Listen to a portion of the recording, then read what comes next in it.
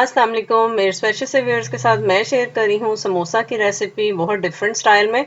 आप easily kitchen tool से recipe को रेडी कर सकते हैं। No kneading and no rolling this time.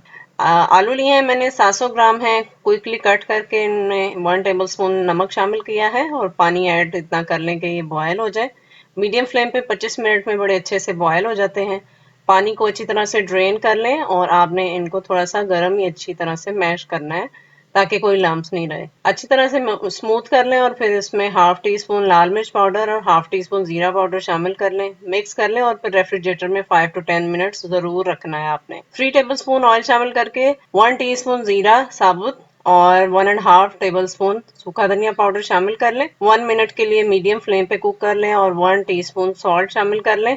लाल मिर्च पाउडर भी 1 टीस्पून शामिल किया है, मिक्स कर लें और एक अब मीडियम साइज का ग्रेट किया हुआ पोटैटो शामिल कर लिया और इसको 50% तक कुक कर लें मीडियम फ्लेम पे। कुक हो जाए तो फिर एक मीडियम साइज की ग्रेट की हुई कैरेट थी वो मैंने शामिल की है, इसको भी थोड़ा सॉफ्ट कर लें।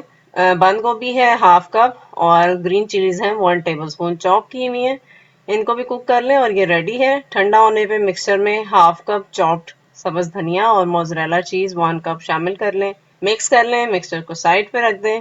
6 टेबल स्पून मैंने मैदा लिया है और उसमें 1/4 टीस्पून नमक शामिल कर लें और 1/4 टीस्पून लाल मिर्च, 1 टेबलस्पून पेपरिका और हल्दी पाउडर हाफ टी स्पून शामिल कर लें, मिक्स कर लें और वाटर ऐड करते हुए आपने इसकी थिक सी स्लरी रेडी करनी है। ठीक है। ऑरेंज जूसर का कैप लिया है मैंने, उस पर सबसे पहले फूड रैप मैंने अच्छी तरह से फिक्स कर लिया है और फिर पोटैटोज का मिक्सचर मैंने ऐड किया है।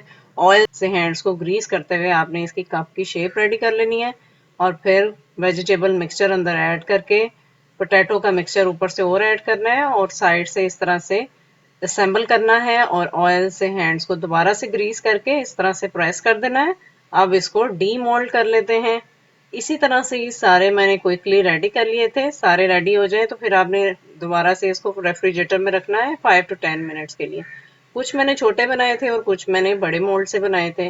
अब स्लरी में इसको अच्छी तरह से कोट कर लेते हैं और जेंटली इसको आपने फिर इससे निकालना है और प्री हीटेड ऑयल में फुल हीटेड होना चाहिए। हाई फ्लेम पे आपने इनको ऐड करना है और फिर बाद में आपने मीडियम फ्लेम पे इसको कुक कर लेना है गोल्डन ब्राउन होने तक। अच्छा सा कलर आ जाए तो रेसिपी अच्छी लगे तो लाइक शेयर और कमेंट कर दीजिएगा।